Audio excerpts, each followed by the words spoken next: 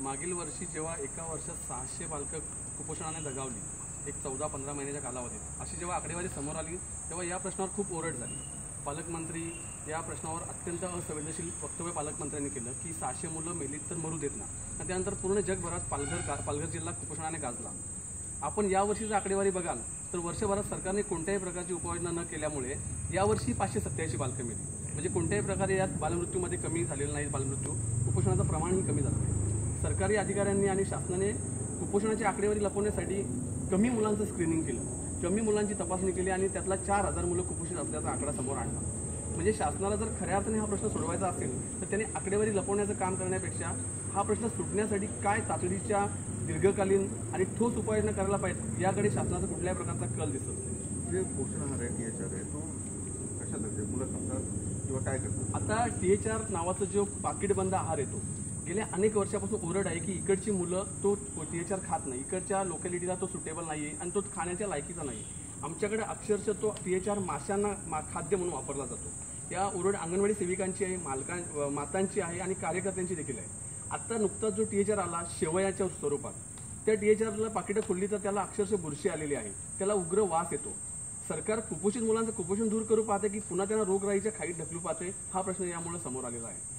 सरकारच्याकडे याबाबत अनेक तक्रारी प्राप्त झाल्या. आम्ही राज्यपाल महोदयांकडे तक्रार केली, मुख्यमंत्री महोदयांकडे तक्रार केली, मात्र तरीही हा THRचा पुरवठा आजही सुरूच आहे. बाकी जो रवा येतो त्याची काय परिस्थिती ते खातात? दोन्ही प्रकारचे जे THR रवा आणि सत्तूच्या स्वरूपातला जो THR येतो यातला कुठलाही THR इकडची मुलं खात नाही. ज्या मुलांना इथल्या अंगणवाडी सेविका, मदतनीस किंवा गावातली महिला जो आहार शिजून देते, जे शिजवलेले चणे असतील, शिजवलेलं मूग असेल, कडधान्य असतील किंवा खिचडी अंड असेल, हा आहार मुलं खातात. पण THRचा पाकिटबंदचा आहार आमची मुलं अजिबातच खात नाही. दुसरं एक अमृत पोषण आहार जो आहे, अमृत आहार, त्याची काय परिस्थिती आहे? किती रुपयाला सरकार देतं? अमृत प्रत्यक्षात महिलांकडे किती वेळ जातो? अमृत आहार गेल्या वर्षी सुरू झालेली योजना आहे.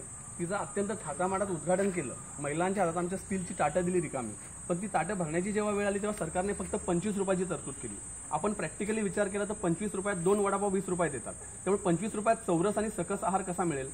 आजच्या घडीला अमृत आहार महिला अंगणवाडी सेविकांना परवडत नाही, पण सरकारने ते माथी मारलं त्यामुळे ते पुरवठा केला जातो अशा प्रकारचं ते दाखवले जातात.